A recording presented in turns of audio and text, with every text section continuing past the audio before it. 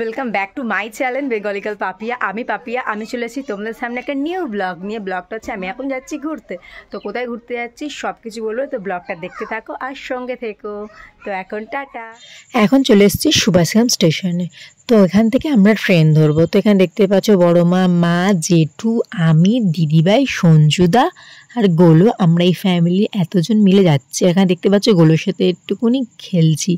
আর সেই দিনকে বিশাল পড়েছিল গরম, আর সানগ্লাস নিয়ে যেতে ভুলে গেছি আমি।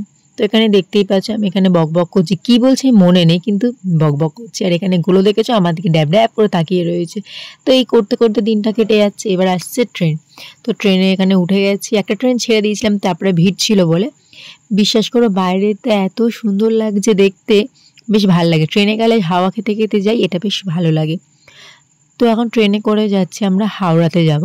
তো এখানে দেখতে ট্রেনে করে হাওড়ায় না, সরি, ট্রেনে করে আমরা শিয়ালদা নেমেছি। শিয়ালদা থেকে বাসে করে যাব হাওড়ায়। এখানে দেখতে পাচ্ছ দিদিভাই রয়েছে, এখানে আমি রয়েছি। যাচ্ছি গরমে একদম কুপোকাত হয়ে গেছে। দেখতে পাচ্ছ এখন বাসে উঠে গেছে, আর বাসেও ভিড় রয়েছে, মানে ভিড়ের পর ভিড়, একদম বিরক্ত লাগছে আমার। যেহেতু বেলা করে বেরিয়েছি, তখন আমরা বেরিয়েছি প্রায় 1টার দিকে বেরিয়েছি, এত দেরি করে যাচ্ছি। কোথায় যাচ্ছি এটা তো তোমাদেরকে বলাই হয়নি, টাইটেল আর থাম্বনেল দেখে বুঝতেই পেরেছো। এখন আমরা যাচ্ছি কোথায়? হাওড়া ব্রিজে এসেছি সবে, এখন যাব দীঘাতে। তো দেখতেই পাচ্ছ এখানে তোমাদেরকে একটুখানি শেয়ার করলাম। আর এখানে আমি এতই করি যে ছাতা নিতেও আমি ভুলে গেছি, তো ছাতা আনিনি। তো ওখান থেকে হেঁটে হেঁটে যাচ্ছি, আমার পাশে আছে বড় মা, দুজনে গল্প করতে করতে রাস্তা পার হচ্ছি। আর এখানে এত রোদ সে বলার মতো নয়, তাই ভাবলাম এখান থেকে যেতে যেতে দেখি না হাওড়া ব্রিজটা দেখা যাচ্ছে, এত সুন্দর লাগছে, তাই তোমাদের সাথে শেয়ার করলাম। আর এখানে দেখতে পাচ্ছ বাসের টিকিট কাটা হচ্ছে। এত বেলা করে গেছি, বাস ঠিকঠাক পাইনি, যেটুকুনি পেয়েছি সেটুকুনি তাতে করেই চলে যাবে। এখানে বকবক করতে করতে আমরা এগোচ্ছি।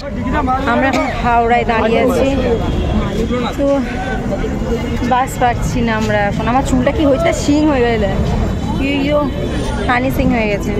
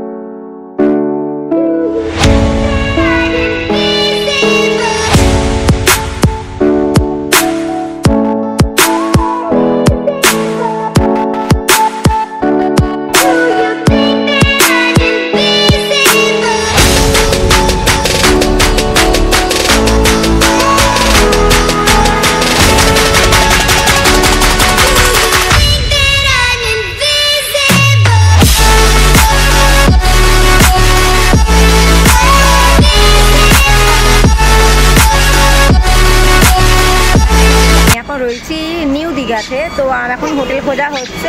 তো হোটেল এখনও খুঁজে পাওয়া যাচ্ছে না, কেন প্রায় এখন 9টা বেজে গেছে আমাদের আস্তে আস্তে। আর যেহেতু রাতের বেলা আমরা এসেছি ওই জন্য হোটেল কোনোটাই পাচ্ছি না, আর পেলেও রেটটা অনেকটাই বেশি বলছে, যেহেতু এখানে মন্দির হয়েছে তাই জন্য।